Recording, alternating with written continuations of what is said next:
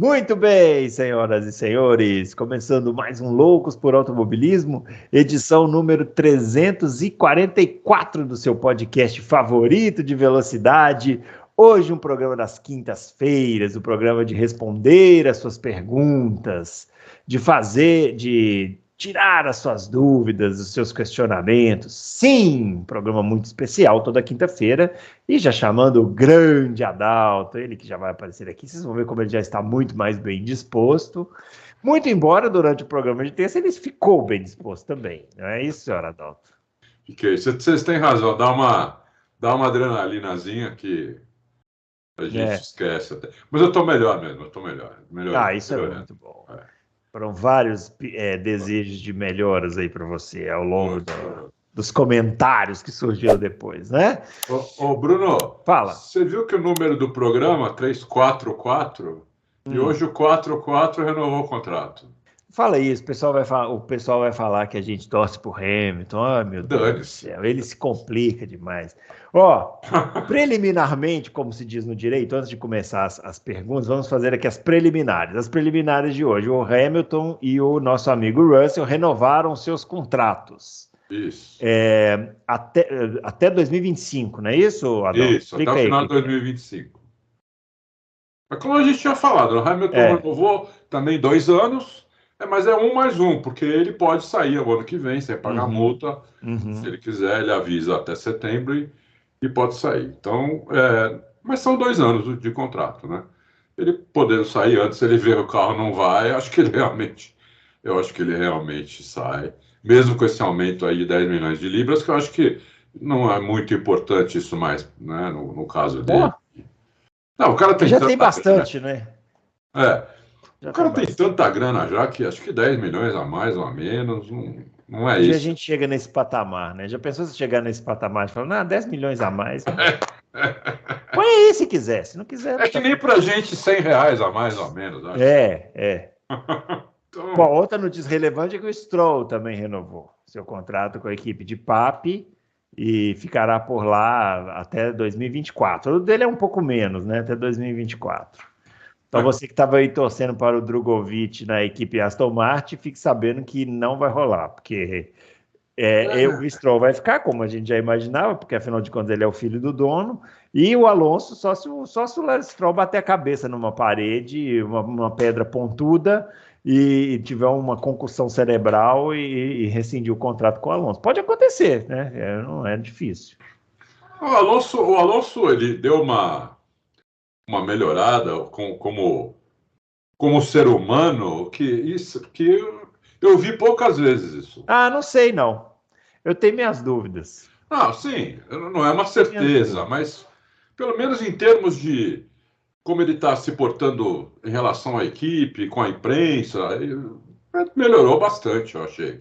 Agora, não sei se isso é, né, uma coisa que vai continuar para sempre na vida dele ou se é um... Sabe por que eu não acredito nisso? Porque o Alonso, depois que voltou, né, depois daquela experiência lá na McLaren, ele não teve mais nenhum companheiro de equipe que fosse minimamente competitivo. Ele teve o Jenson Button, mas ele estava numa situação tão horrorosa lá na McLaren que, né?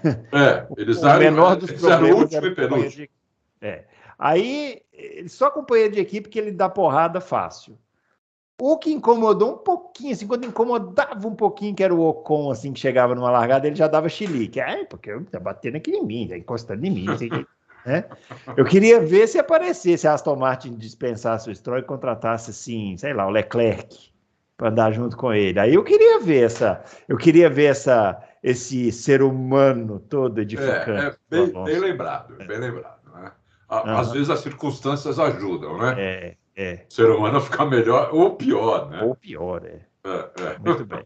Os nossos twitters estão aparecendo aqui, o meu @BrunoAleixo80, o do Adalto é o @AdaltoRacing, e nós agora vamos começar com as perguntas aqui, né? As perguntas que não querem calar, eu diria, porque o pessoal fica querendo saber as coisas e a gente fica tentando responder. Bom, primeiro a fazer pergunta aqui, Adalto, é o Fernando Lima. E ele pergunta o seguinte... Ele costuma fazer perguntas boas. Vamos ver. Sobre o quali, na primeira rodada de voltas rápidas, ele está falando do GP da Holanda, né? A McLaren fez 1-2 com a pista bem úmida, e o Verstappen ficou 3 décimos atrás. Se não fosse a bandeira vermelha causada pelo Alesi, digo, Percival Leclerc, ó, quem está fazendo a comparação aqui do Leclerc e o Alesi é o Fernando Lima, tá? Quero deixar bem claro que não sou eu que estou fazendo essa comparação. A única coisa que eu digo é que o Fernando Lima nunca erra, mas quem está fazendo a comparação é ele. Que deu tempo da pista melhorar e fazer prevalecer a superioridade do conjunto Red Bull, não teríamos uma pole do Norris? Olha, a pergunta realmente é muito boa, porque o Vespa só conseguiu fazer a pole na última volta dele, quando a pista estava melhor mesmo, porque até antes disso, o pole seria o Norris. Eu não sei, Fernando, né? Mas parece que sim, parece que é isso que poderia ter acontecido, mas a gente nunca vai ter essa certeza, né? E também, assim, seria a pole, beleza, mas também não ia fazer tanta diferença assim, né? Vamos lá. Para corrida talvez não sei. Seria uma festa. Porque a McLaren, né, meu? A McLaren e a Mercedes precisam apanhar na cara, né? O que elas fizeram lá, né? Deixar os caras 3, 4 voltas na pista com o pneu slick, foi bravo, hein, meu? Foi bravo. Não, eu entendi quem não parou na primeira, mas a partir daí eu já não entendi mais. Eu acho que tinha que ter parado já na segunda, mas tudo bem. Vamos lá. Elvis Gomes, prezados Adalto e Fábio Campos. Eu tenho cara de Fábio Campos? Vê se eu tenho cara de Fábio Campos. Não, mas aí eu preciso fazer uma meia-culpa aí. Ah. Quando eu coloquei a chamada, eu copiei do anterior e depois fui, né? E esqueci de tirar. Então a culpa é do senhor. Isso, ficou uns 10, 15 minutos, Fábio Campos e Adalto Silva. Aí eu vi, e aí eu coloquei, aí eu mudei, eu coloquei Bruno. Tá entendido, muito bem, tá explicado. Então, senhor Elvis, a culpa não é sua, a culpa é do Adalto. O quanto de confiança na quebra da supremacia da Red Bull a Mercedes quer demonstrar ao renovar o contrato do Hamilton até 2026, 2025, né, na verdade, né? É um voto de confiança do piloto na equipe ou a equipe conseguiu explanar a Hamilton que finalmente eles têm uma direção na curva de evolução do carro? Eu queria ver essa apresentação, como é que deve ter sido. Elvis, a pergunta também é boa. Eu acho que é uma soma das duas coisas, né? O Hamilton tem que confiar numa equipe onde ele conquistou 6 títulos, né? Então, eu acho que ele confia muito na equipe. E a equipe deve ter, é lógico que, porque a equipe queria renovar o contrato no começo do ano, só foi renovar agora. Então, eu acho que eles conseguiram explicar que esse lance da direção, da curva de evolução do carro, eu acho que as duas coisas. E o Hamilton pôs fé que vai ser possível, entendeu? Então, vamos ver, né? Mas isso não dá para a gente saber, porque a diferença ainda é muito grande. Ainda é muito grande a diferença. Então, apesar da Mercedes ter ido muito bem do carro, ter ido muito bem na Holanda, né? Porque o Hamilton chegou... Quando ele saiu do box, quando ele parou no final da volta 3.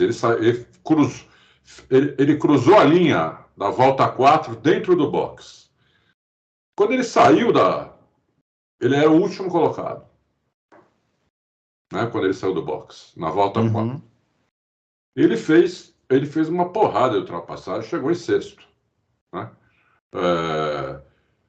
Então, o carro estava bom mesmo, o carro estava muito bom. Da curva 2 até a curva 13, né, eu acho que ele tinha um ritmo muito parecido, inclusive, com o Vespa. O problema era da 13 para 14 e a reta inteira. Aí ficava um pouco, porque ele não ficava ele ficava em relação aos carros que estavam na frente dele, inclusive. Então, ele tinha que... Ele chegava nesses caras sempre na freada da 1, aí ele ia acompanhando os caras, né? E quando chegava na saída da 13, os caras tiringavam de novo. Aí você vê que ia ficando. Então, ele precisava do DRS para passar. Então, ele precisava que o carro da frente cometesse algum erro ou ele não pudesse abrir o DRS para o Hamilton passar, porque com o DRS aberto ele não chegava nem... Você viu o carro da frente indo um pouquinho, entendeu? O que demonstra que o carro da Mercedes estava com downforce demais em cima. Não tem downforce embaixo do assoalho o suficiente para segurar o carro. Então vai com o downforce, o carro fica com arrasto e o carro não vai bem direto. Eu quero ver como é que eles vão fazer agora em Monza. Pode ser um problema, né? É um problema isso, né? Ó, vamos lá, o Mário Sérgio. Duas perguntas sobre o mesmo tema. Em 2024, a Fórmula 2 vai atualizar finalmente seu carro. O foco é aumentar a velocidade nas curvas e melhorar a dirigibilidade. Lembra que o Adalto falou certa vez que a Fórmula 2 não prepara a Fórmula 1. Então, pergunto, este carro vai se aproximar da Fórmula 1? O carro foi apresentado hoje, né, dia 31/8. E na pergunta 2, Bortoleto disse em entrevista, Gabriel Bortoleto, né, que já assinou e está bem encaminhado, dando a entender que vai para uma equipe grande da Fórmula 2. Com esse carro novo vai zerar para todo mundo. Então, o carro novo vai ajudar ele ou outros rookies em relação aos pilotos mais experientes da Fórmula 2? Bom, na questão da primeira pergunta, sim, quanto mais rápido a Fórmula 2 andar, melhor ela vai preparar para a Fórmula 1. Né? A questão é a velocidade, o carro tem que ser mais rápido. E tem que ter reações, ele tem que ser mais arisco, ele não pode aceitar, entendeu? O carro da Fórmula 2, se você vê um board da Fórmula 2, né, lá no F1 TV também, e você vê que o carro aceita muito conserto, muita briga com o carro, ele meio que aceita, né? O Fórmula 1 não aceita isso, né? Você pega as on-board da Fórmula 1 e coloca, o cara que faz isso ou sai da pista, ou bate, ou perde um tempo absurdo, entendeu? Então, o carro da Fórmula 1 não aceita isso. Então, o cara ganha a Fórmula 2 e não necessariamente o cara vai se dar bem na Fórmula 1. Porque o carro da Fórmula 1 é muito mais arisco, não tem nem comparação. Então, quanto mais rápido ficar o carro da Fórmula 2, mais arisco ele fica também, entendeu? Então, ajuda, eu acho que ajuda. E na questão do Bortoleto, eu não sei se zerar para todo mundo, mas ele vai para uma equipe boa, né? Quando muda o regulamento, pode alguma equipe dar um pulo, entendeu? Outras não. Então, pode ajudar, como também não pode, entendeu? Que o carro é igual, né? Isso aqui, igual. Sinceramente, eu acho o seguinte, tá? É muito acesso da equipe, né, Bruno?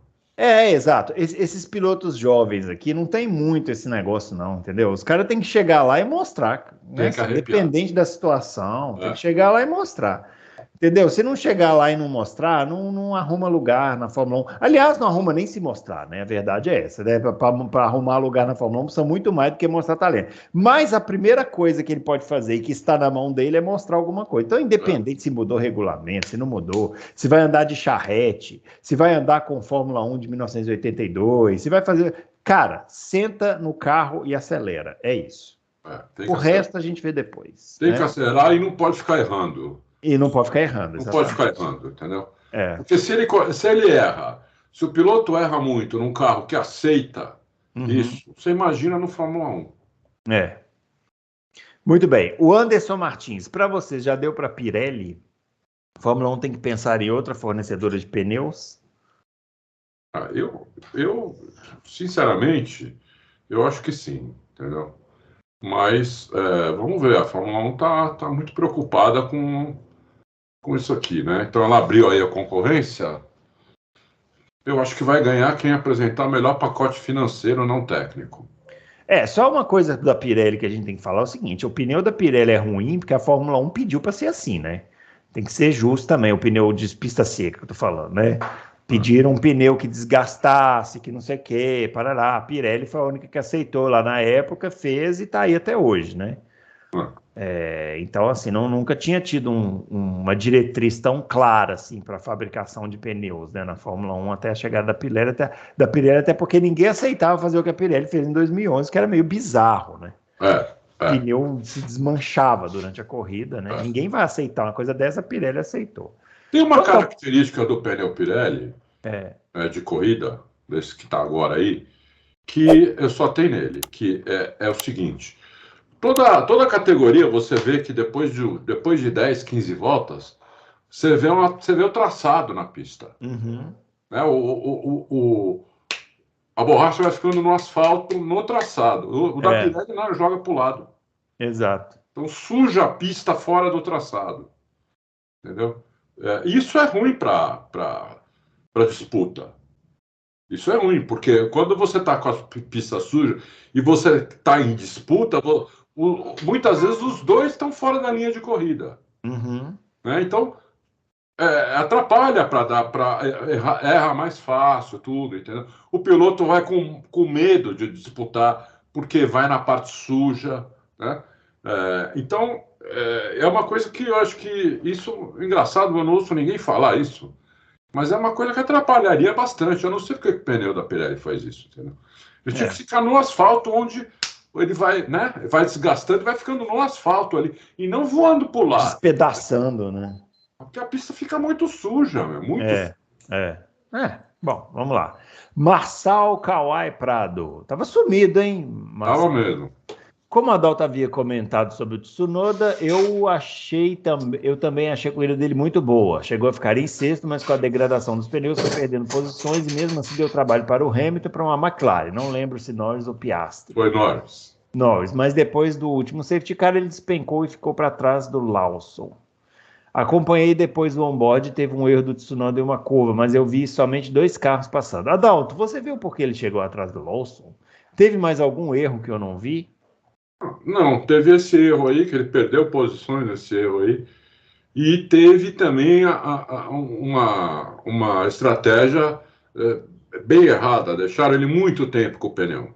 Uhum. Né? E aí o pneu acabou, porque ele estava guiando de uma maneira, Bruno, por isso que me chamou a atenção. Ele estava muito rápido, não corrigiu o carro nunca, e tinha um traçado lindo, lindo. Putz, que traçado bonito do Tsunoda, entendeu? Acelerava bem, voltava logo o volante, traçado maravilhoso. Mas aí exageraram no tempo que deixaram ele sem trocar pneu. E aí começaram a chegar muito, e aí ele cometeu esse erro que o Marçal falou. Mas olha, eu vou falar de habilidade, guiar o carro, olha, eu fiquei pasmo com. Eu vou agora em Monza depois fazer isso também, né? Fazia tempo que eu não via tanta. Eu achei que você ia lá, que susto. Eu vou agora em Monza, opa! Não. Você te corrigiu, eu vou agora no Monza. Para um Monza. Eu vou ficar vendo on-board também para ver como é que é, né? Porque realmente o Tsunoda, como talento, como habilidade, assim, achei muito bom, muito bom. Muito bem, chegamos ao final de 2023 elogiando o Tsunoda. Vejam vocês que ponto chegamos. André Pedro, boa noite. Diante das atuais pistas da Indy não ovais, quais vocês gostariam que fizesse parte do calendário da Fórmula 1? Adalto, você tem 1 segundo para responder essa pergunta aí.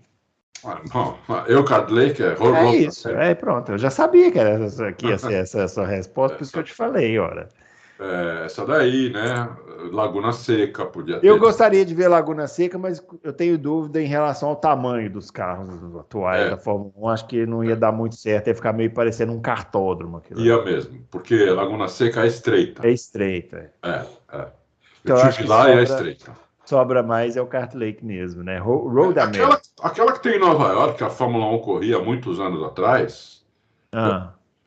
Nova York? Há décadas atrás. NASCAR também correu lá, Indy também, qual que é? Puta, no estado de Nova York, daqui a pouco eu lembro. Famosíssima. De décadas atrás, na década de 70, onde é que a Fórmula 1 corria nos Estados Unidos? Porra, correu em Detroit, correu em Long Beach, correu em... Década de 70. Sei lá, década de 70. Eu nem era nascido na década de 70. Em Detroit, não. Detroit foi década de 80. Foi pista de rua. Não, tô falando em outra. Já vou lembrar. Daqui a pouco você lembra. Eu sei qual que é. Puta, Watkins Glen. Onde o Emerson ganhou. Watkins Glen, isso mesmo. Isso, boa. É meio estreita também, Adalto. Para esses carros atuais aí da Fórmula 1, é meio estreitinha também. Era um pouco mais larga que Laguna Seca, mas ainda não é o suficiente, né? Não sei não. Muito bem, vamos lá. O André Aires, senhores, levando em conta a distância da Red Bull para as outras equipes e o teto orçamentário que limita o desenvolvimento. Vocês realmente acreditam que alguém vai conseguir desafiar a Red Bull até 2026? Por quê? Bom, só se for na esperança mesmo. Eu acredito que sim. Esperança. Eu acredito que sim. Primeiro, André, eu sou um otimista, então eu sempre acredito que as coisas vão melhorar, né? Eu acredito que sim, porque a Red Bull achou, né, o Adrian achou esse assoalho, que é a base de todo o carro, né, que faz o carro ser precisar de menos downforce em cima, onde tem muito arrasto. Então, esse é o segredo do carro, né? Esse é o segredo do carro. O carro é muito rápido de reta e ele é tão rápido de curva quanto é, às vezes, a McLaren, às vezes a Aston Martin, às vezes a Mercedes, às vezes a Ferrari. Ele não tem o carro não tem essa variação de pista para pista, de acerto para acerto, porque a base dele, que é o assoalho, é muito boa. E eu acho que a Fórmula 1, mesmo com o teto orçamentário e tudo, ela tem os melhores engenheiros do mundo, entendeu? Ela tem equipamento, ela tem túnel de vento, eles têm CFD, eles têm... Eu acho que quem acertar o assoalho chega na Red Bull. Precisa acertar o assoalho, entendeu? Agora, se alguém vai acertar... Porque tem uma coisa, o efeito solo também. O efeito solo, ele tem não é que nem outras coisas, ele tem um limite que você não passa dele mais, entendeu? Tanto é que a Red Bull começou a desenvolver outras coisas para o carro ficar mais rápido. Não mais o assoalho, né? O assoalho está lá, é o mesmo. Esse ano, acho que eles não trocaram de assoalho, estão com o mesmo assoalho. E eles mexeram em outras coisas, fizeram aquele DRS melhor, não sei o quê. Tudo para melhorar o carro em reta, entendeu? Então, eu acho que a hora que alguém acertar o assoalho, chega na Red Bull. Não estou dizendo que vai chegar para ganhar da Red Bull, mas vai ter condição de disputar, entendeu? Eu acho. Sim, muito bem. Fernando Marinho. O Verstappen ganhou esse campeonato, todos já sabiam, mas depois dele, qual a grande surpresa desse campeonato? A infinita qualidade do Alonso, o Alex Albon tirando bons resultados da Williams ou a confirmação do talento do Oscar Piastri?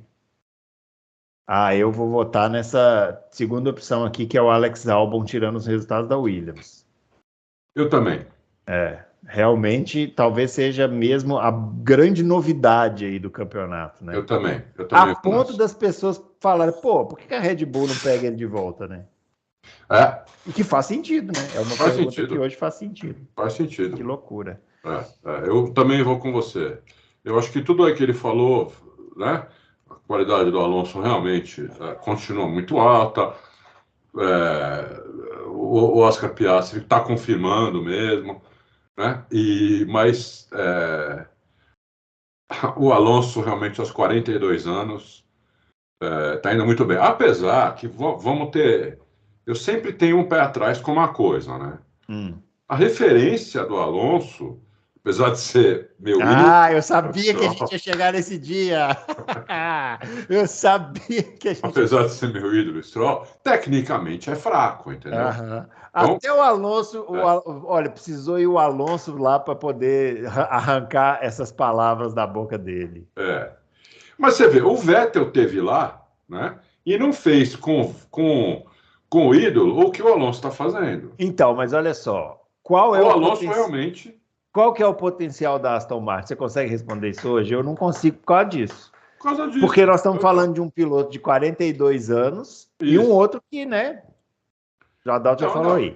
Ou seja, se a Aston Martin fosse lá e contratasse um cara firmeza para andar junto com o Alonso, aí a gente saberia o potencial do carro e saberia dizer se o Alonso está nesse nível todo que a gente sabe que está. Exatamente. E não é, e eu não, gente, né? Claro, o cara fazer uma ultrapassagem igual ele fez, isso aí independe de idade, né? Uma manobra, e o Alonso conhece pra caramba. Mas manter o ritmo forte a corrida inteira, aos 42, é difícil. Né? É difícil mesmo. Então, por isso que eu falei, eu elogio muito o Alonso, tudo, mas tem essa ressalva, entendeu? Porque você tem que ter critério nas coisas, né? Uhum. Então, né? Você tem que ter sim, uma base de comparação. Né? Se a tua base de comparação for uma coisa baixa, então você parece melhor do que você é. Se for uma coisa alta, às vezes você parece até pior do que você é, entendeu? Então, né, o Alonso, eu não tenho dúvida que ele está guiando muito ainda, mas eu não sei se é tudo isso que muita gente fala, entendeu? Uhum. Eu acho que ele está guiando bem ainda, não tenho dúvida, porque ele faz coisas que realmente, como o Bruno acabou de citar, essa dupla ultrapassagem, ele é muito inteligente, entendeu? Então, isso ajuda também o cara, sabe? Ele sabe quando atacar, quando não atacar. Quando, às vezes você está ouvindo o rádio do Alonso, a equipe fala, não sei quem está chegando, ele deixa comigo. E ele começa a fazer um traçado para matar o cara de trás, para matar o pneu do cara de trás. Uhum. Entendeu? Ele falou, eu vou deixar o cara 3 voltas aqui esquentando o pneu e o cara não vai ter mais pneu depois vai passar. É impressionante como ele pensa isso, isso, né? entendeu? Coisa que os outros, a maioria não é assim, entendeu? Então isso ajuda demais, Alonso. Muito. É isso aí. Ó, o Cábio Fambos, aí tá sempre aí Cláudio também. Fambos, esse é outro. Por que a FIA demora tanto para homologar o orçamento das equipes do ano anterior? Já estamos praticamente em setembro sem saber se alguma equipe estourou o teto do orçamento do ano passado. Isso é muito ruim, já que como o regulamento é relativamente estável até 2025, qualquer estouro de orçamento beneficiaria não só a temporada atual, como as seguintes. É muito ruim. Eu concordo. Realmente já era para isso estar. É que esse negócio não é fácil, né? Também é um trabalho assim. Talvez a FIA, quando falou assim, vamos fazer um limite de orçamento, eles não pensaram o tamanho da cacetada que ia ser fazer esse controle, né?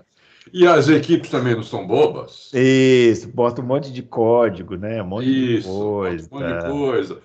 Terceiriza para ela mesma. Isso. Então, aí a FIA viu isso daí. Então, nós falamos num programa aí. Uhum. A FIA viu que eles estavam terceirizando para eles mesmos, entendeu? Então, peraí, vamos ver vamos ver quem são esses terceiros, tudo. Isso está demorando um pouco mais, é verdade. Equipes formadas na Escola Brasileira de Contabilidade. Vamos lá. Henrico Zampoli, grande Adalto Villeneuve, grande Bruno Herbert. Muito obrigado. Depois do anúncio da renovação do Stroll para 2024, aquele monte de desculpas da própria diretoria da Aston Martin, vem a pergunta. Como desligar este cara? Isso é possível? Se vocês fossem o Lawrence, o que fariam? Adoro o trabalho de vocês, continue. Muito obrigado. Obrigado, Rico. Rico, uma coisa, a equipe é dele, cara. Entendeu? A equipe é dele. Então, não adianta querer tirar o cara da própria equipe. A equipe é do cara. O pai dele, ele é filho do cara, a equipe é dele, entendeu? Então, o cara fez a equipe por causa do filho. Eu acho o seguinte, ó, esse ano é um ano importante, porque é o seguinte, o cara, ele não investiu sozinho, né, Adalto? Investiu-se muito dinheiro aí, tem mais gente ter um monte de sócio e tal. E esse ano, muito provavelmente, a equipe não vai conseguir o resultado final que ela poderia conseguir nos construtores por causa da discrepância entre os dois pilotos. Talvez haja uma pressão dos sócios em cima dele, falar, pô, cara, né? Tipo assim, eu sei que é seu filho, mas por que você não tenta encaixar ele em outra equipe? Porque senão a gente não vai crescer. Né? Pode ser que surta algum efeito para 2025, já que ele já renovou para 2024. Agora, se não acontecer isso, meu filho, é o filho do dono, ele vai ficar lá. Entendeu? Vai ficar lá, entendeu? Inclusive, você vê, né? Virou um negócio pro pai, entendeu? Não é só... O pai não está agora, ele nem... Virou um negócio e ele continua ganhando dinheiro, mesmo tendo um piloto muito forte e o filho dele lá. Então, exatamente. É difícil mesmo, é difícil. Não adianta a gente reclamar. Eu falei faz tempo, ele vai sair quando ele quiser. Talvez no final do ano que vem, por isso que eu só fizeram um ano, talvez no final do ano que vem ele vá dar uma pensada de novo, porque esse ano também ele começou um ano muito prejudicado, que ele quebrou, né, ele quebrou os pulsos na pré-temporada, não pôde treinar. Depois ele quis fazer a primeira corrida com o pulso quebrado. Nós vimos, nós mostramos o vídeo dele virando o volante. Isso, virava, fazia um negócio assim. Coisa bizarra. Então, ele se prejudicou, entendeu? Então, vamos ver se ele consegue melhorar um pouco. Eu acho que se ele ficar andando muito atrás, como está nesse momento, é capaz de ele mesmo, no final do ano que vem, falar: não, Não sei, viu, Adalto? Não sei, não. eu não sei, porque o cara também tem amor próprio, né, Bruno? Tem, será? O cara tá lá, ninguém incomoda ele dentro da equipe. Nos questionamentos de entrevista, ele tira de letra. Então, assim, qual o problema de ficar se divertindo ganhando um carro de Fórmula 1? Mas, por exemplo, esse negócio aí que você falou dos investidores, será que não tem conversa entre ele e o pai? Aí, isso que eu tô falando, aí entendeu? Pode ser o fator que pode mudar o jogo. Pode ter conversa entre ele e o pai, entendeu? O pai pode falar: os caras estão impressionando. Os caras. Então, mas aí teria que ter uma interferência de outrem, né? De terceiros aí, né? Que seriam outros interessados, para tentar mudar a situação. Porque se a situação for só pai e filho, cara, não vai mudar, entendeu? Não vai mudar, né? O cara comprou uma equipe pro filho. Ele comprou a equipe pro filho. Ele estava bancando a Williams para o filho andar. Aí, quando a Racing Point estava quebrando, ele falou assim: não, quando a Force India, não é isso? Quando a Force India estava quebrando, ele falou assim: quer saber? Cansei de financiar essa Williams aqui, vou comprar uma equipe pro meu filho. Foi isso, exatamente isso. É isso aí. E depois pôs o nome Aston Martin, conseguiu o motor Honda para 2016. Não, aí depois aconteceu o que você falou, né? Aí virou negócio. Virou negócio. Talvez essa transição de comprei equipe para o meu filho para virar negócio, com esse envolvimento aí de terceiros, pode ser que tenha alguém que chegue para ele e fale assim: amigão, precisamos de, né? Não, e ele também, né? Ele é um cara que deve estar acostumado a ver o pai ganhar dinheiro, né? Ele vai herdar provavelmente tudo do pai, né? Então ele também deve estar ligado nisso, entendeu? Talvez seja conversa até tranquilas, não sejam, não é coisa tensa, que o pai dele precisa chegar e falar: olha, os caras estão impressionando, e o Fábio, puxa, não, mas acho que não é bem assim o negócio. Entendeu? Vamos ver, não sei, é difícil de falar. Não sei também, viu? Né? Não sei, muito bem. É muito distante da nossa realidade você pensar em como que se dá a conversa de pai e filho nesse nível financeiro, né? É muito distante, eu não consigo imaginar. Muito bem, Dé Almeida. Ainda estou esperando o ranking dos melhores pilotos de 2023 feito por vocês. Tá pedindo um ranking aqui, Adalto. Você tem um ranking para ele, Adalto? Dá um ranking para esse menino, Adalto. Dé, eu que liberei a tua pergunta. Então eu vi quando você fez a pergunta. Tá. Então eu fiz um ranking aqui, tá? Mas eu não vou ficar 10, 15 minutos falando. Por favor, né? Eu vou te falar o ranking, né? E alguma observação ou outra, mas é meu esse. Não sei se o Bruno fez, não tem o Fábio, não tem ninguém do Auto Racing, porque aquele ranking que a gente fazia, o Power Ranking, a gente fazia em 5, né? Então, esse é só meu. O meu é o seguinte: eu coloco o Verstappen em primeiro, porque ele está, né, liderando tudo, está entregando. O carro é dominante, mas ele está entregando, ele podia não estar. Então, eu coloco o Verstappen em primeiro. Em segundo, eu coloco o Hamilton. Em terceiro, eu coloco o Alonso. Bem próximos, né? O Hamilton e o Alonso.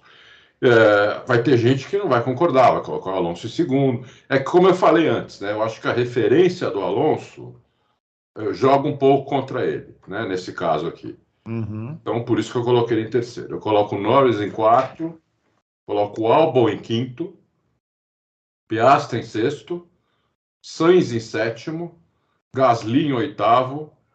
O Gasly, porque já está batendo no Ocon no primeiro ano na equipe. Quer dizer, é o que ele pode fazer. Né? Ele não tem condições de fazer mais que isso. Então ele está batendo com o companheiro de equipe, que está lá há muitos anos já. Coloco o Russell em nono, o Percival coloco em décimo por causa dos erros. É muito erro, inclusive nessa corrida teve também, né? E foi culpa dele. Foi logo na primeira volta que teve aquele problema. Bateu com o Norris, né? Entendeu? Eu achei que foi culpa dele, inclusive. Não é culpa. Ele não acho que foi culpa. Ele estava com o pneu slick na chuva e é difícil. Os dois estavam, né? É que assim, ele estava na frente, ele largou melhor que o Norris. Depois o Norris ultrapassou. Aí ele quis ultrapassar de novo o Norris, aí ele fez a besteira. Uhum. Então, quer dizer, não pode, é muito erro do Percival. Eu gosto dele pra caramba, entendeu? Mas é muito erro. Então eu coloco ele em 10º. E eu só fiz mais um, tá? Não ranqueei os 20. Em 11º eu coloco o Tsunoda. Aí, ó, muito bem. É. Só fala assim, o 20º.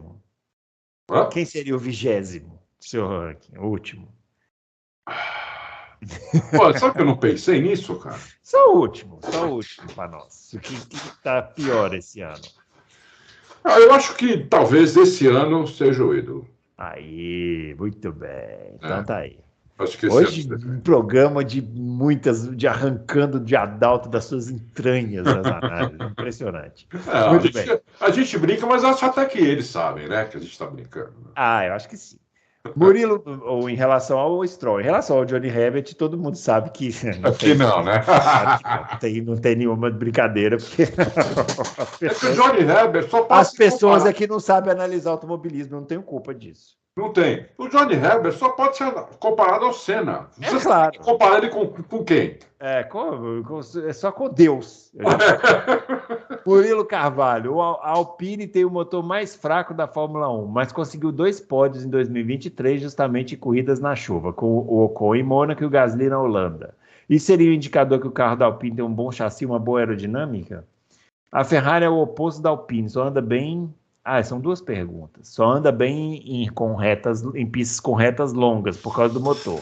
2023 eles andaram bem no Azerbaijão, Áustria e Bélgica. Eu acho que em Monza a Red Bull vai ganhar, mas nos treinos a Ferrari pode dar o calor e surpreender a Red Bull. Que é a sua opinião, Adalto, sobre esses 2 fatores? Bom, sobre a Alpine,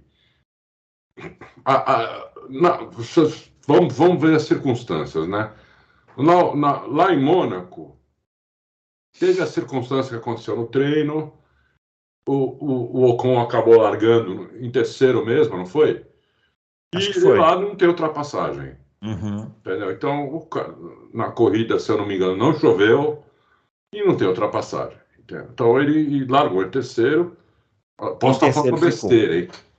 Vamos olhar aqui, vai falando Dá da uma outra olhadinha pergunta. aí. Vai. Mas, assim, de cabeça, eu não tinha visto, eu não vi a maioria das perguntas. Né? De cabeça, eu acho que ele largou em terceiro e em terceiro chegou, Vamos lá, porque a vamos. corrida foi no seco. Uhum. Agora, na Holanda, tudo bem, eu acho que tem que considerar que o Gasly foi muito bem, mas ele foi um dos que parou na primeira volta. Uhum. Avisou a equipe antes, que estava tudo preparado, fez um pit muito rápido, né? Saiu bem, saiu na frente de todo mundo também. Ele, se eu não me engano, ele só saiu atrás do Pérez, o que é outro que Uhum. parou na primeira volta, né? Então isso ajudou demais e ele conseguiu se manter depois. Né? Ele conseguiu se manter, perdeu a posição só para o Alonso. Né? Aqui, ó, o Ocon largou em quarto em Mônaco, Quarto. chegou em terceiro. Choveu no final da corrida, né? Mas aconteceu alguma coisa? Porque ultrapassagem não teve. Não, choveu no final da corrida, o Leclerc que estava na frente dele caiu para sexto. Ah, tá. Deve ter tido alguma coisa que a Ferrari fez na Alguma prova de coisa que a treino. Ferrari fez. É. E a Ferrari é o oposto da Alpine, só anda bem em pista com reta. Ó, vou falar uma coisa que eu vi agora na Holanda, né? Eu estava vendo o Cameron Boyd até hoje. 2 carros muito difíceis de guiar, muito ariscos. É a McLaren e a Ferrari. São muito ariscos. O Norris guia a McLaren. Eu nunca vi nem o Prost guiava com tanta delicadeza o carro quanto o Norris guia. É Uhum. impressionante, né? Murilo, eu acho que você tem o F1 TV, né? Se eu não me engano, você tem. Vai lá e olha o Norris guiando o carro, a câmera on-board dele. Olha ele, você já vê que o Piastri também está tentando, mas não está nesse nível ainda, né? O Norris guia o carro como é inacreditável como ele faz, assim, sabe? Não tem um errinho, não tem um conserto, não tem nada, porque o carro é muito arisco. E a Ferrari também. A Ferrari é meio imprevisível, Se você ficar na câmera on-board, tanto do Sainz quanto do Leclerc, dessa vez o Leclerc estava mais prejudicado ainda por causa do problema que teve na asa dianteira, né? Causado meio que por ele mesmo. Mas você vê o Sainz também, né? O carro é imprevisível porque se você ficar a várias voltas, você vai ver que tem curva, na mesma curva. Numa volta, o carro faz ela bem. Na volta seguinte, o carro sai um pouco de frente. Na outra, sai um pouco de traseira. Aí, na quarta volta, ele faz bem de novo, mas já faz um pouco mais devagar. Entendeu? E assim vai. Então, é um carro bem imprevisível, a Ferrari, né?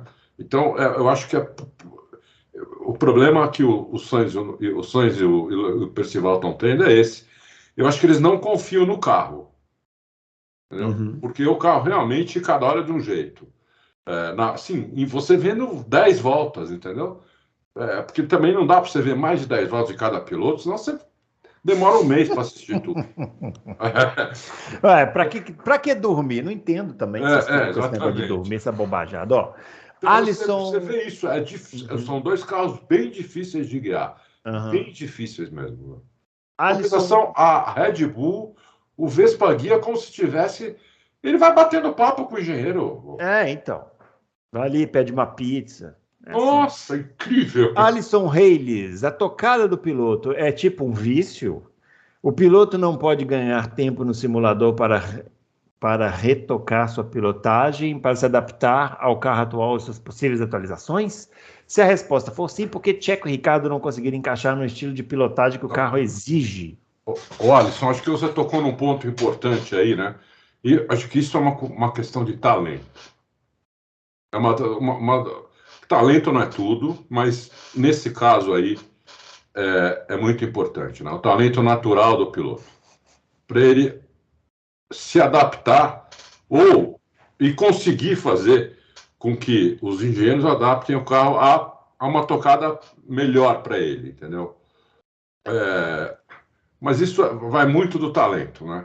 Eu acho que o que demonstra aí primeiro, os engenheiros nunca vão fazer um carro mais lento porque você não está conseguindo guiar aquele carro, né? Então você faz lá uma volta de 1 minuto com o carro. Teu companheiro de equipe faz 59 segundos, né? Ou 59,5. Você não adianta você falar, não, o carro está difícil de guiar. Aí o engenheiro vai lá, mexe no carro, né, para ver se fica mais fácil de guiar. Você não baixa seu tempo e o companheiro de equipe continua baixando o tempo, ele não vai, entendeu? Não adianta. Então, mas isso para mim bate o que você falou, é talento. É talento. Talento, o cara tem que saber se adaptar. Ué, isso. Né? Tem que saber se adaptar. São vários tipos de carros, né, que tem, né, vários tipos de não sei o que lá. Agora, como o campeonato tá muito sem graça, aí tá muito em voga essa coisa. O carro é dianteiro, o carro é traseiro, o carro é dianteiro. Toda semana tem essa pergunta aqui. A gente nem falava sobre isso em 2021, por exemplo. Por quê? Porque estava o pau quebrando lá na frente. Exatamente. Agora que tem tempo de sobra, a gente fala sobre isso e tal. Cara, carros dianteiros, traseiros, tiveram a vida inteira. E os caras têm que saber se adaptar a guiar o carro do jeito que o carro foi construído. Se não souber, acerta o carro do seu jeito. Se também não souber acertar o carro do seu jeito, vai fazer outra coisa, entendeu? Vai, sei lá, fazer o quê? Olha essas onboards aí que são bem, bem interessantes, quem puder. Muito interessante. Muito interessante. Na hora que você vai comparando uma com a outra. É isso aí. O Sync Header. Vocês sabem algo sobre a FIA estar querendo vetar algumas asas dianteiras e traseiras de algumas equipes sob diretiva técnica por alegação de segurança? Com isso, estão mirando de novo a Red Bull com a diretiva da altura do ano passado? Ótimo programa. Bom, tomara que dessa vez eles acertem, porque a diretiva do ano passado acabou com a Ferrari, que era a única, adversária, mais ou menos, da Red Bull. Olha, por enquanto isso que eu saiba é boato, Sync Header, né? Existe esse boato aí já há um tempinho, mas é boato. Por enquanto não aconteceu nada. E se tem alguma equipe fazendo alguma coisa nas asas, a gente não sabe que equipe é, porque Não dá para ser leviano aqui, acusar alguém sem ter certeza, entendeu? É. Não dá para saber, tem que esperar acontecer, né? Mas eu acho que isso não ia prejudicar a Red Bull, francamente. Também acho que não. A base da Red Bull. Drugo de MP é outro nível, papai. Eu não faço ideia o que significa, deve ser alguma coisa relacionada ao Drogovic, mas tendo em vista que o carro da Ferrari, que até nasceu bem em 2022, evoluiu para uma jossa, adoro essa palavra, jossa, com oversteer e understeer em 2023, onde a única coisa que salva é o motor, mostra que a história inocentou o Binotto. Olha, a Ferrari ela continua com os mesmos problemas, né? De box, se bem que dessa vez realmente o Leclerc avisou que estava entrando no box quando ele já estava entrando no box. Uhum. Então a Ferrari dessa vez eu acho que não teve culpa. Eu acho que não. Igual eu falei, gente, aquela primeira volta foi uma loucura, entendeu? Não dá para apontar o dedo para dizer, pô, errou. Errou a partir da segunda, aí eu concordo. A partir da segunda, aí eu concordo que, pô, né? Aí já tinha tempo. Mas na primeira. Mas se ele tivesse avisado antes, Bruno, uns 10 segundos antes, até daria tempo, talvez. Mas 10 segundos antes, o que ele estava fazendo? Batendo roda com o Norris ali atrás. Você acha que o cara, no meio de uma disputa, vai dar no rebote? Olha, atenção, senhores, eu vou entrar. Isso aqui entendeu? É difícil, entendeu? Não dá para falar. Entrou realmente sem... Quando a equipe falou, tá bom, ele já estava em cima da equipe, praticamente. Foi até engraçado. Eu não consigo ver erro assim com ninguém, sabe? O Binotto não tinha... Assim, eu acho que ali precisa começar tudo de novo. É muito cedo também para pegar. Tem um ano só que o Binotto saiu. Aí o carro de um ano para outro é ruim. Os caras, tá vendo? Falei que calma, gente, né? Não dá. O Binotto é um cara no meio de uma estrutura de quantas? 100, 150 pessoas responsáveis só por um setor lá e tal. Então, assim, não dá, sabe? Eu acho muito imediatista essa conversa. Mas eu acho que não deveriam ter mandado o Binotto embora. Isso eu também acho. Não deveriam ter mandado o Binotto embora. Outra pergunta do Sync Header. Surgiu uma segunda pergunta, porque acabei de saber que a Band está criando um novo canal exclusivo de esportes. E eles pretendem jogar todos os treinos e algumas corridas da Fórmula 1 para lá. Vocês acham que isso pode prejudicar a visibilidade da categoria? Eu não vi essa informação, não sei. Também não sei se a Fórmula 1 é muito rigorosa com esses contratos de transmissão, né? Não sei se é simplesmente... Você lembra que a Globo não podia fazer isso, não? Pegar as corridas e passar no Sport TV. Tinha que ter uma justificativa muito bem fundamentada, né? Tinha. Então, o Sync Header, né, que fez a pergunta. Hoje ele já passa os treinos no canal. Os treinos eles não são obrigados a passar, né? Eles passam na Band Esportes. Alguns treinos, a classificação, acho que passa na... A classificação passa na Band aberta e a corrida também. Eu acho que eles vão fazer isso. A questão é a audiência, assim, cara. Se a audiência estiver muito baixa e tiver alguma coisa ao mesmo tempo que a audiência seja maior, eles vão dar um jeito de passar, né? Ou no Band Esportes, ou nesse canal 21, não sei que canal é esse. Por que eles vão criar um canal de esportes se ele já tem canal de esportes? Não entendi. Também não entendi, porque ele já tem um canal de esportes, entendeu? Então... Tá estranha essa informação aqui, viu, Sync Header? Depois você firma aí, tá muito esquisito. Tá estranho. Bruno Alves, sabemos que a Ferrari faz muita... Entretanto, o Leclerc já passou dos limites com seus erros. Comparando ele com o Albon, hoje ele faria muito mais da Ferrari do que o Charles. Qual a opinião de vocês? Olha, quando começa assim, o tempo vai me dar razão. Tô brincando, eu nunca critiquei o Leclerc aqui. O Bruno Alves. O Albon tá indo bem pra caramba, né? Mas, assim, ele não... A pressão que tem na Ferrari... É totalmente diferente da Williams. Totalmente diferente. Se ele sentar lá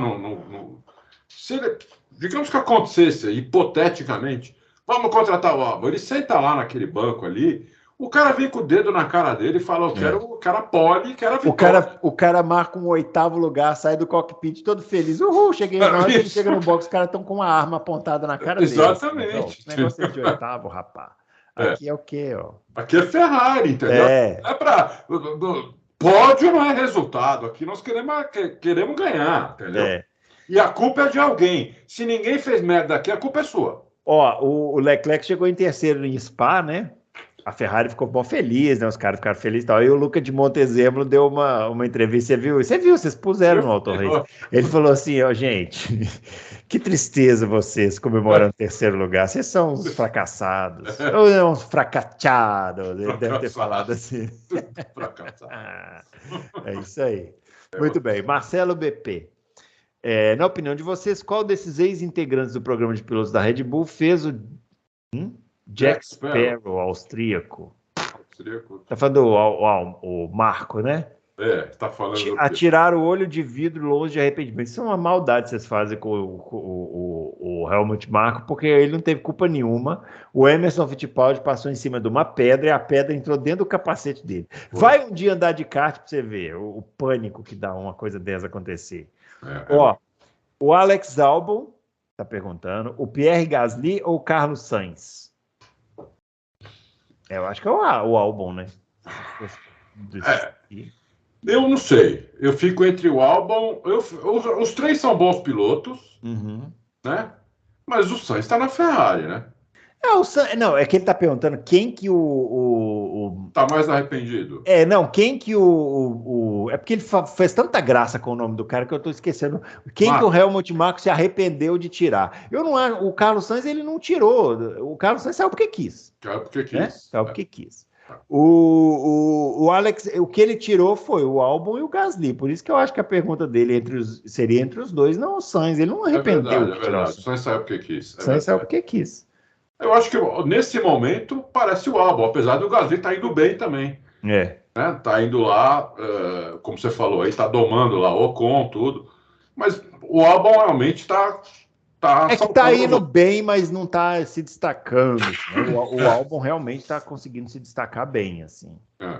E olha, ele passou um perrengue sem trocar pneu ali por muitas voltas, viu? Agora.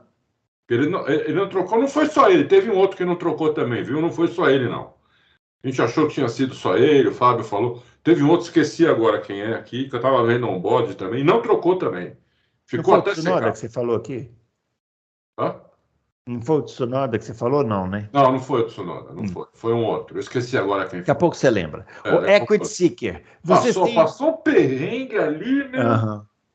Vocês têm alguma... 9 segundos, Bruno. Eu sei, Aliás, isso é uma coisa interessante, né? Porque o pessoal fala assim, não, porque é impossível com esses carros andar com o pneu slick na chuva. Os caras andaram, hein? Andaram. 9 segundos, mas andaram, né? Com boa vontade, tudo você consegue. O Equity Seeker pergunta, vocês têm alguma sugestão para diminuir ou eliminar o problema dos carros lentos atrapalharem os que estão em volta lançada no Qualify? Essa é a nova moda, né, da Fórmula 1 agora, é essa coisa na classificação de ficar todo mundo parado, esperando se posicionar para um pegar o vácuo do outro, aquela confusão, e aí na hora que vai abrir a volta, um sempre se ferra, uns 2 ou 3 ali sempre se ferra. E eu não tenho sugestão. Eu também não tenho sugestão. Eu acho que eles têm que se virar. Piloto... Você vai colocar mais regra agora? Não. Isso. Não, chega de regra. Desaboa, chega de regra. Vai botar outra regra. Não. Agora tem que sair aí 10 segundos depois vai sair outro. Aí se ficar 1 segundo atrás na pista, vai tomar uma punição. Inferno. Os caras que se virem lá, e se for atrapalhado, foi. Né? Você vai ver agora em Monza, hein? Esse final de semana. Tava vendo aqui Tava vendo os documentários lá de Fórmula 1, lá da década de 80 e tal. O Keke Rosberg não gostava do Ayrton Senna, eles eram meio brigados. Sabe por quê, Adalto? Por quê? Porque o Keke Rosberg ia fazer uma pole em Mônaco, o Senna já tinha feito o tempo dele, ficou na pista andando devagar para atrapalhar todo mundo. E deu uma puta atrapalhada no Keke Rosberg. O Rosberg ficou muito bravo e eles não eram amiguinhos, entendeu? Não. Então, isso aí faz parte do jogo, faz parte do jogo. O Keke Rosberg, pai do Nico, né? Tem temperamentos totalmente diferentes. O Nico era um cara bem mais tranquilo, o pai dele, Pô, mas era rápido aquele Keck Rosberg. Muito rápido. Meu Deus do céu. E ele era muito arrojado, né? E engraçado é que o campeonato que ele ganhou na regularidade. Foi incrível isso. Incrível, mas ele não era regular. Não, ele era meio malucão mesmo. Ele era assim. Acima dos caras, andava de lado, batia a roda. Vê o Keck fazendo a Rouge de lado. Com o Williams. Você não acredita. Então, mas aí teve isso, né? Ficou bravo com o Senna porque o Senna atrapalhou ele em Mônaco, ora. Mas faz parte do jogo. Ora. Não é assim? Faz parte. Vamos lá. O Ron. Se eu tivesse o privilégio de conversar pessoalmente com o Adalto, a primeira pergunta que eu faria seria: Adalto, sério que essa seria a primeira pergunta que você faria, Ron? 1000 perguntas vai fazer essa, mas vamos lá. Adalto, por que a Mercedes não foi em frente com o recurso em relação ao final do campeonato de 2021? A Mercedes tinha tudo para ganhar um recurso. Quais os interesses por trás que levaram a Mercedes a engolir essa desastrosa quebra das regras? Bom, talvez você... Eu não lembro se você já acessava o Auto Racing nessa época, mas eu falei qual era o problema, né? Eles iam romper com a FIA. Por quê? O primeiro lugar que eles iam apelar é o tribunal da FIA, da própria FIA. E ali eles iam perder, já sabiam disso. Né? Você tem o próprio tribunal, você perde. Né? Então eles iam ter que sair da FIA, eles iam ter que fazer um recurso fora. E aí eles tinham que romper com a FIA. Então eles tinham que sair todos os campeonatos da FIA. Né? Então, foi por isso que a Mercedes não foi adiante com o negócio. Né? E eu falei isso na época, na hora, assim. O Dude confirmou depois, acho que tem até uma conversa com ele, não lembro se está publicado isso, mas eu acho até que está, viu? Publicado uma conversa com ele. Mas eu falei isso antes de publicar, depois que eu falei com ele, né? Mas é isso, a Mercedes ia ter que sair da Fórmula 1 e de qualquer outro campeonato da FIA. O EC, se ela quisesse entrar, tudo, entendeu? Então, eles falaram, não vale a pena, né? Muito bem. Então, o brother. Primeiro, quero parabenizar o Adalto. Foi certeiro sobre o contrato do Hamilton, que ficou em 1 ano com opção por mais um. Fala assim, ele vai ficar insuportável. 2 perguntas. Vocês se lembram de alguma equipe menosprezar tanto seus pilotos como fazem Horner e Marco? Que eles fazem uma humilhação. Menosprezar os pilotos. É possível um pódio do Albon em Monza? É possível, né? A gente estava comentando aqui que a Williams é muito boa na reta, né? Quem sabe? Primeiro, eu quero dizer que eu concordo com ele em relação ao Horner e o Marco. O Horner e o Marco. Principalmente ao Marco. Eles humilham demais o piloto, o segundo piloto. Que não precisa. Coisa que não precisa. O Vespa não precisa que o engenheiro do Checo fale para ele devagar, né? Numa pista molhada. Quando uma pista está secando, quando ele acabou de colocar o pneu. Não precisa disso. Fazer o cara ser 4 segundos mais lento do que o Vespa. 4,2 segundos. Eu fui ver depois, viu, Bruno? Lembra que eu falei o programa passado? Ele falou uns 4 segundos. Foi 4,2. Ele foi mais lento que o Vespa. Porque ele é muito lento. Só que ele foi 4 segundos mais lento que o Norris, na mesma volta. Então o Norris só foi 2 décimos mais lento que o Vespa. Né? Então você vê, para que fazer isso, entendeu? Não precisa. O Vespa não precisa disso para ganhar do Pérez. Do Pérez. Não precisa mesmo, entendeu? Todo mundo sabe disso. O Vespa tira o Pérez de letra. O Pérez pode ganhar. Se o Pérez ganhar 4 corridas no ano, o Vespa ganha 16. Entendeu? Então, ou 18. Então não é esse o problema. Não precisa fazer isso. Entendeu? E se é possível um pódio do Albon e Monza, olha, eu tô achando que é possível. É possível, eu não estou dizendo que vai acontecer. Mas eu estou achando que possível é. Possível é um carro, né, com o que vai, é um míssel. A própria Williams, na época quando a Mercedes dominava, em 2014, 2015, era a única equipe que em Monza andou junto com a Mercedes. É verdade. Chegaram a fazer pole, acho que na Áustria. Da Áustria fez pole. Né? Mas na Áustria ele fez pole, mas é porque os dois carros da Mercedes acabaram tendo problema, né? Eles erraram lá na curva e tal. Mas eles andavam em pista de alta, eles andavam pra cacete. Em Monza andavam junto. Então, é possível, eu acho que é. Não sei se vai acontecer. Mas você dá. Eu acho até que deve dar uma olhadinha lá no nossos parceiros, os cassinos, para ver quanto está pagando um pódio do Albon em Monza. De repente vale a pena colocar 100zinho, 200 lá nele. Vai saber. Muito bem. Ou 10 milhões, né? Vai saber. Ó, o Obi-Wan Kenobi pergunta o seguinte, Adalto. Pergunta não, tá falando aqui, ó. Vai fazer um abaixo-assinado para a Fórmula 1 molhar as pistas em pelo menos 1/3 das corridas do ano. É isso aí. Discípulo do Bernie Eccleston aqui. Discípulo do Bernie. Nesse caso, eu sou obrigado a concordar. Nossa Senhora. Ó, Gauchinho, CTG. Hamilton recebendo o mesmo salário do Max, isso pode fazer ele andar mais rápido igual o Max? É claro, né? Porque tudo se resume a dinheiro, né, Adalto? Tudo a dinheiro. Tudo a dinheiro. O Hamilton não deve estar acelerando, Gauchinho, porque acho que está ganhando pouco. Está ganhando pouco. O cara deve estar correndo lá na Mercedes, aí ele deve pensar no saldo negativo que ele está no banco, né? Fala assim, poxa, acho que eu não vou acelerar tanto aqui, né? Ô, gente. É isso aí. Agora acho que ganhando igual, Vespa vai andar igual. Aí agora vai ganhar. Aliás, a gente estava preocupado. A gente estava preocupado com o campeonato. Não sei para que a gente fica fazendo esse monte de análise técnica aqui. Tudo se resumia a 10 milhões a mais no bolso do Hamilton para ele andar junto com o Verstappen. É isso. Exatamente. Ai, meu Deus, vamos lá. Rodrigo Peçanha. O estilo do Verstappen fazer as curvas onde no Apex ele praticamente já está com o pé no acelerador chega a ser tão eficiente pela distribuição de pesos, onde na reaceleração o peso do Fórmula 1 transfere da dianteira para a traseira. Nossa, não entendi direito. Não entendi, talvez o Adalto tenha entendido. Essa relação de peso na entrada, apex e saída da curva faz diferença? Explica aí, Adalto, tem nada. Faz. Uma curva em qualquer carro de corrida,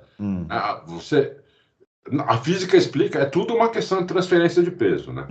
Primeiro você freia, o peso vai todo para frente, aí uma curva para a direita, você vira o volante, esse peso vai mais para a roda esquerda, dianteira, né? No meio da curva, quando se for uma curva de raio mais ou menos longo, o peso está distribuído do lado de fora do carro, né? E na hora que você sai da curva e crava mesmo o acelerador, o peso vai para trás. Então, mas não é isso, Rodrigo, que faz.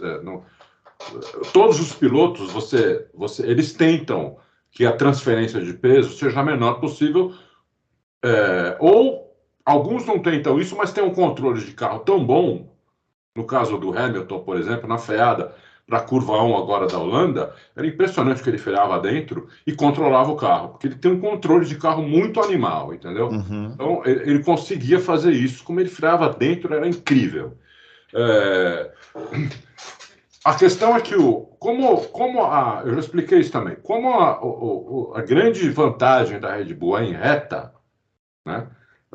O Verstappen, que também é inteligente, não tem só uma tocada, né? O Verstappen é um cara que tem muito talento, então ele tem isso.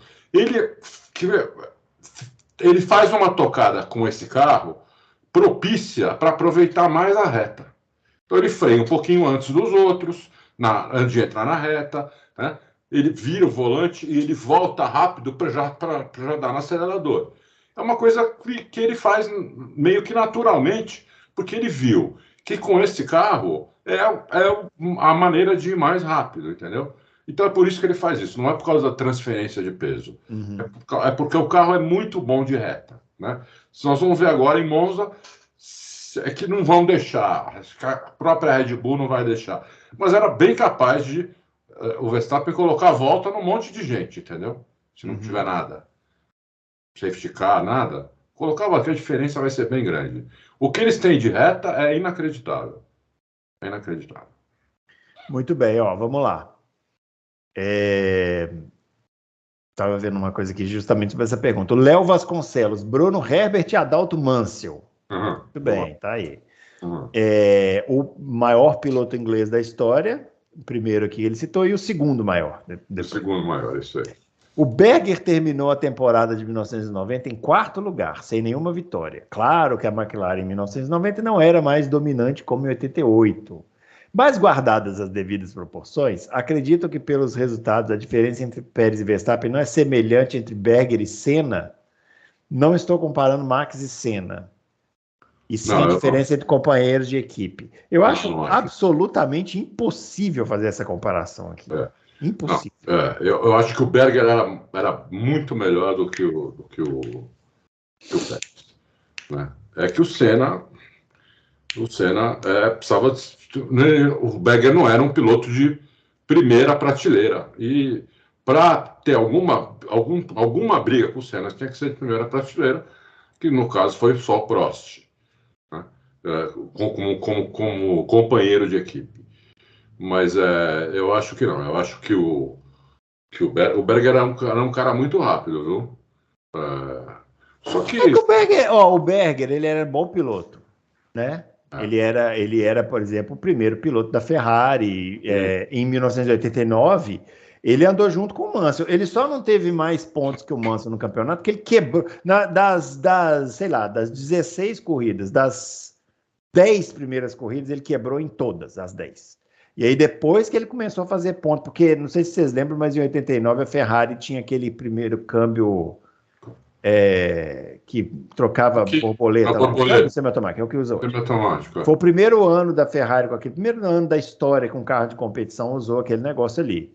Né? E tá aí até hoje. E quebrava doidado, né? E com o Berger quebrou mais. E o Berger ainda teve o acidente lá de Imola, que ele ficou fora na corrida seguinte, E ainda assim ele encarou o Mansell no final, lá quando o carro ficou mais confiável, né? Ele ganhou um GP em Portugal, né?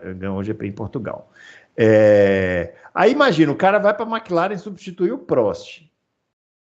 Encarar o Senna. No auge, já toma uma trolha do tamanho do planeta logo no primeiro ano. É difícil. Aí entra todo aquele turbilhão assim do piloto, que ele começa a querer andar mais com o carro e tal. Agora, a comparação entre Berger e Pérez, eu me sinto absolutamente incapacitado de fazer, assim como eu me sinto incapacitado de comparar o Max com o Senna, o fulano com o Prost, porque, velho, são outras categorias. Vendo agora, é outro esporte. A Fórmula 1 lá dos anos 80, 90, em relação a essa Fórmula 1 agora, é como se fossem dois esportes diferentes, não tem nada a ver. Aliás, Adalto, não sei se você já viu, mas esse site que a gente usa aqui de vez em quando, que faz o comparativo de volta, que faz aquela animação, que pega e compara a volta do Hamilton com Verstappen, né? Eles fizeram alguns comparativos de épocas diferentes. Então eu vi, por exemplo, na Hungria, eles compararam a volta do Mick Schumacher em 2022 com a volta do Schumacher em 2004, pai, né? O Schumacher pai. Muito legal você perceber como o traçado usado pelos pilotos era diferente. Era diferente, né? Hoje parece, o cara abre a curva e vem fechando, parece um pouco um traçado de chuva, né? Hoje, né? Naquela época o cara já fazia a curva toda colada, né? Na zebra e tal. Até porque a zebra era muito alta, né? Então, é outro tipo de pilotagem, outra coisa. Não dá para comparar essas épocas. Sinto muito, eu não consigo, mesmo, senão não consigo. Muito bem. O Adriano está perguntando sobre a questão da flexibilidade das asas lá, diretiva, nós já falamos, né? Isso, já falamos, Adriano. E o Denner Silva pergunta o seguinte: com relação ao Pérez, é válido compará-lo ao Rubens na época da Ferrari? Afinal, tinha uma gana de querer vencer o Michael, mas não conseguia. O nível de pilotagem e, segundo, a consistência absurda que o alemão tinha. Talvez de Miami para cá, depois do sabugo que o Sérgio levou, ele tenha entrado no limbo onde não consegue a consistência mínima. E quando olha para o lado da garagem, a pior posição que o Max chegou no ano foi o segundo lugar. Isso faz o cara se questionar. Aí vem a famosa frase: segundo assento da Red Bull quebra piloto. Será isso? Olha, eu discordo. Eu acho que o Pérez vai muito pior na Red Bull do que o Rubinho foi na Ferrari, eu acho. Assim. Também acho. E o problema do Pérez começou quando, lá em Baku, no final da corrida, o Max falou assim: eu não estou aqui para ser segundo. De lá para cá, o Pérez não fez mais nada. Né? Então, fica difícil. O Rubinho era muito técnico, viu, Daniel? Muito técnico, muito bom acertador. O Schumacher ia muitas vezes com o acerto do Rubinho. Chegou a trocar carro com o Rubinho. O Bruno está aqui para... Você lembra disso? Não, eu não lembro exatamente dessa situação, mas eu lembro que quando o Burt veio dar entrevista para a gente perguntou para ele sobre isso, né? Ele falou que sim, eles trocavam acertos, né? Mas é que não era, porque existe uma lenda, né? Que as pessoas falam que assim, a Ferrari só começou a ser campeã depois que o Rubinho chegou, porque o Rubinho acertava o carro. Isso, para mim, é balela. Isso é balela, nunca aconteceu, né? Schumacher ficou na Ferrari comendo grama de 96 a 99, para quê? Para chegar o Rubinho e resolver o problema? Lógico que não. Né? Isso é balela das pessoas, né? Agora, o Rubinho é um mega acertador de carros. A Bia Figueiredo teve aqui e falou com a gente que ela nunca viu uma coisa dessas. O cara bate o olho no carro andando na pista e fala assim, precisa colocar isso, precisa colocar aquilo. É um animal, né? E eu acho que eles se complementaram ali, né? Sim, não tem dúvida. O Schumacher tinha um puta talento, né? E o Rubinho também tinha um grande talento. E a verdade é que o Rubinho foi o cara certo na hora errada, né? Assim, ele poderia estar na Ferrari em outro momento, mas ele chegou lá quando o Schumacher estava. E, amigo, naquele grid ali, não é só o Rubinho.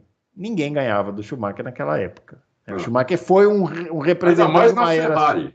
Mais na Ferrari. Como o Bruno falou, ele ficou lá de 96 a 99, 96, 97, 98, 94, 4 anos, comendo o pão que o diabo amassou. Né? Construindo a equipe, trazendo as pessoas de fora, mandando na época um cara que era só comparável a Adrian Newey, que era o projetista, conseguindo que a Ferrari mandasse ele embora para trazer quem ele queria, que era o sul-africano Rory Byrne. Aí, na hora que o carro tem condição de ganhar, quem vai ganhar?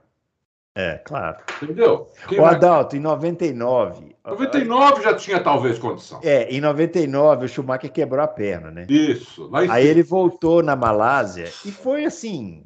Essa corrida do Schumacher na Malásia é a maior humilhação que um grid de Fórmula 1 já sofreu, que eu me lembro, assim. Porque o Schumacher voltou com a perna quebrada, meteu um segundo na classificação em todo mundo, fez o que quis na corrida. Você assiste essa corrida, é impressionante. Ele vai, aí ele espera um pouquinho, aí segura o Mika Hakkinen, aí anda mais um pouquinho, aí espera, segura mais um pouquinho, aí deixa o Irvine passar, depois chega no Irvine, depois passa o Irvine, depois... Ele faz o que ele quer. Aí ele no final, entrega a corrida para o Irvine.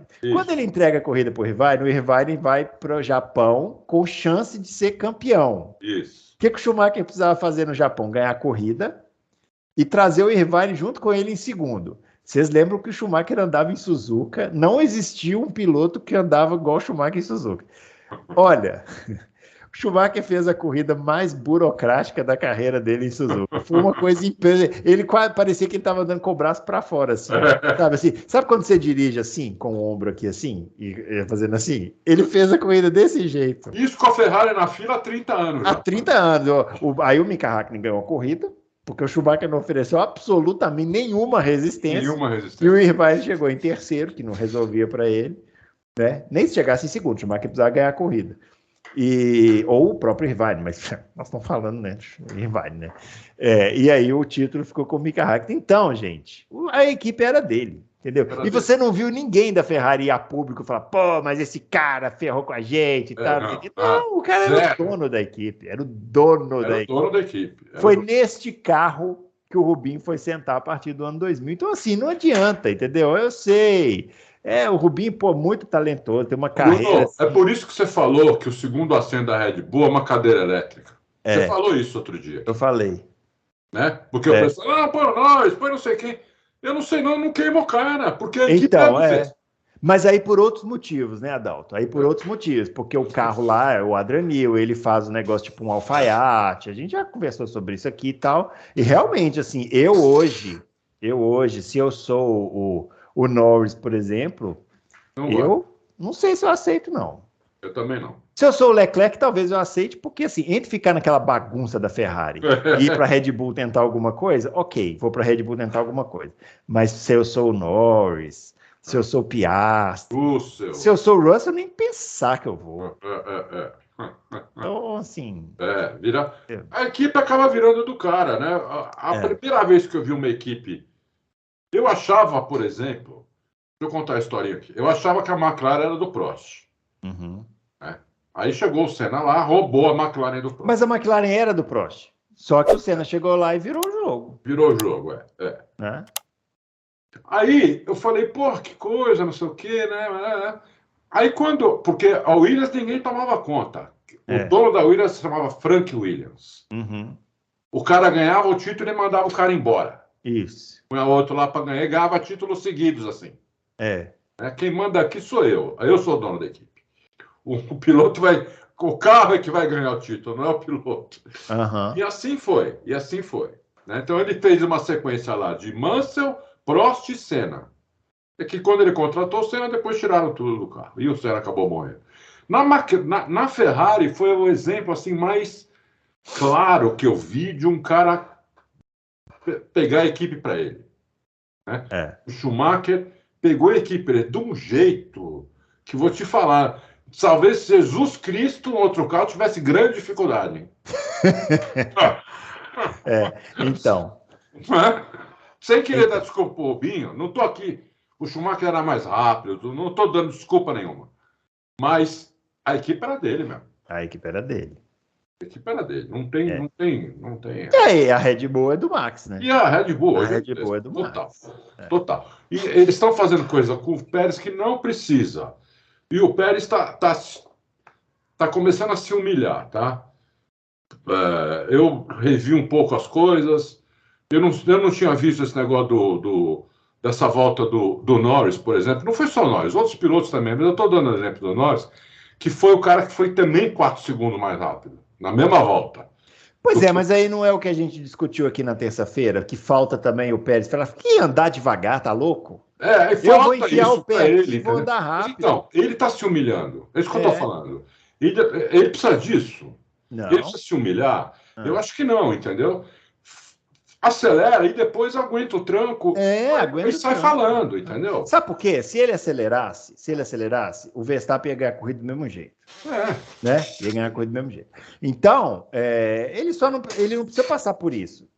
Ficar andando lá 4 segundos mais rápido, mais lento, porque o engenheiro manda o engenheiro ir para... Faz o que ele fez na Arábia. Na Arábia Saudita, os caras falaram assim aqui, ó, você tem que manter o delta, sei lá o quê. Ele falou, que manter delta? Tá louco? O cara tá atrás de mim aqui fungando, eu vou acelerar. E acelerou. E fez o quê? Ganhou a corrida. Ganhou a corrida. Então, assim, eu acho que tem essa coisa que você falou, mas tem também a atitude do piloto também, sabe? De chegar e falar assim, olha... Por isso que eu falei que ele tá se humilhando, entendeu? Eu não vou andar devagar, mas então nós vamos rescindir seu contrato. Então rescinde meu contrato, entendeu? Mas eu devagar não vou andar. Tem uma imagem, eu tenho torcida, eu tenho patrocinador que vem aqui, põe dinheiro para me apoiar, sabe? Não vou ficar andando devagar, né? Eu também acho. Isso para mim depois mais ainda contra ele. Como quando eu falei aqui do Alonso lá na Espanha, por exemplo, na frente da torcida, encostando no Stroll com pneu novo e o Stroll com pneu antigo, eu não vou passar porque da equipe. Vai pro inferno. Não. Tem coisa que não dá, né? É isso aí.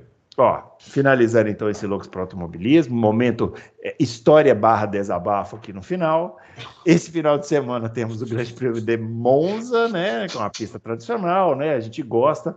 Uma corrida legal porque geralmente os caras andam com pouca asa, né, então o DRS faz um efeito certinho assim que tem que fazer, né, dá uma disputa legal. E a gente volta na terça-feira falando mais e mais sobre essa corrida, beleza? Um grande abraço para todo mundo e até a próxima. Valeu!